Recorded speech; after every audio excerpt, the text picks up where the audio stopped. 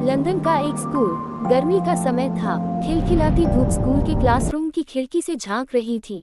School की building इतनी बड़ी और शानदार थी कि एक पल को लगता था मानो किसी राजा का महल हो। और ये स्कूल था लंदन के एक बड़े शहर में, जो सुबह 7 बजे ही अपने भव्य गेट के साथ जाग जाता था। अब भाई, स्कूल है और उसमें प्लेग्राउंड ना हो, ऐसा कैसे हो सकता है।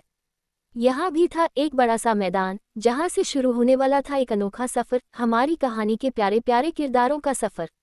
और उसी प्लेग्राउंड के कोने में खड़ा था एक प्यारा सा चेरी ब्लॉसम का पेड़, जो सर्दियों में गुलाबी फूलों से ढक जाता है। गर्मियों में भी उसमें छोटे छोटे फूल खिलते रहते थे, जो स्कूल की रौनक को और बढ़ा देते थे। अब बढ़ते हैं क्लासरूम की तरफ, जहाँ से शुरू होती है हमारी कहानी का पहला छोटा लेकिन दिलचस्प हिस्सा। 10 साल के बच्चों से भरा क्लासरूम। टीचर के आने से पहले बच्चे अपनी दुनिया में मस्त थे, हंसी मजाक, बातें, शरारतें। इतना शोर कि उनकी आवाजें दूसरे क्लास तक जा रही थी। लेकिन उस क्लास में एक लड़की थी, जो सबसे अलग, पीछे की बेंच पर शांति से बैठी हुई थी। उसकी आंखें प्यारी थीं, बाल लहराते हुए। लेकिन दिलचस्प बात यह थी कि कोई भी बच्चा उसकी तरफ ध्यान नहीं दे रहा था। लड़की खिड़की के बाहर देख रही थी, जहां से स्कूल की ऊंचाई के कारण पूरा शहर दिखता था। उसके कोमल गाल जैसे बसंत में चेरी ब्लॉसम के फूल। स्कूल के कई लड़कों को वो बहुत पसंद थी, लेकिन वो किसी से बात नहीं करती थी। इसीलिए उसके कोई दोस्त नहीं थे। अब ज्यादातर लोग यही सोचते हैं ना, कि सुंदर लड़की अगर बात ना करे तो समझो एटीट्यूड है। लेकिन हमारे इस कहानी की लड़की कुछ और ही थी, जिसका राज आगे खुलेगा। वो मानो सबकी क्रश थी, लेकिन सबको उससे सिर्फ निराशा ही मिली थी। उसकी नीली आंखों में कुछ अलग ही बात थी। वो शांति से बैठी थी, जैसे किसी गहरी सोच में डूबी हो। उसका नाम था सिनसोंग।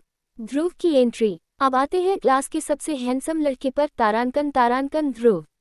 तारांकन सुनहरे बाल, प्यारी आंखें, लंबा कद और हर एक्टिविटी में टॉप पर। लड़कियां उस पर जान छिड़कती थीं। और आज वो अपने बालों को ऊपर करते हुए सीधा सिनसोंग की ओर बढ़ रहा था। उसके कदमों की आवाज जैसे ही करीब आए, सिनसोंग ने ध्यान नहीं दिया, जैसे वो वहां हो ही नहीं। वो अब भी बाहर देख रही थी। ध्रुव थोड़ा चिढ़ गया। अब तक कोई लड़की उसे इग्नोर नहीं कर पाई थी। मेल ईगो को ठेस लगी थी भई, ऊपर से उसके दोस्त सब देख रहे थे। ध्रुव हल्की सी मुस्कान के साथ हाथ हिलाकर बोला, हाय सिनसोंग। लेकिन सिनसोंग शांत रही। बाहर की ओर देखते हुए उसने जैसे सुना ही नहीं। ध्रुव का चेहरा अब गुस्से से लाल हो गया।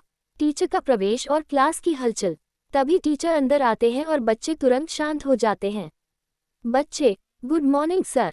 Teacher, good morning. Good morning, sit down. Teacher topic शुरू ही करने वाले होते हैं कि उनकी नज़र ध्रुव पर पड़ती है, जो अभी भी सिनसोंग के पास खड़ा था। Teacher, what are you doing Dhruv? Come here and sit down. अब जाकर सिनसोंग ने सिर घुमाया। ध्रुव मजबूरी में अपनी सीट पर आकर बैठ गया, लेकिन उसका गुस्सा अब भी थमा नहीं था। क्लास में सब उसी के बारे में बातें कर रहे थे। सिनसोंग ने उसके दिल में एक ऐसा ज्वालामुखी जगा दिया था, जो अब फूटने ही वाला था। क्लास के बाद का माहौल। टीचर क्लास खत्म करते हुए बोलते हैं, नेक्स्ट एक्स्ट्रा क्लास इस संडे। बच्चे, ओह नो। एक बच्चा, भाई संडे तो मूवी प्लान था। दूसरा, टीचरों को भी संडे नहीं दिखता क्या? हर बच्चा अपनी छुट्टी को लेकर परेशान था। और तभी एक लड़का चिल्लाया, लेकिन हमारा हैंडसम लड़का कहाँ गया? अरे, ये किसे खोज रहा है?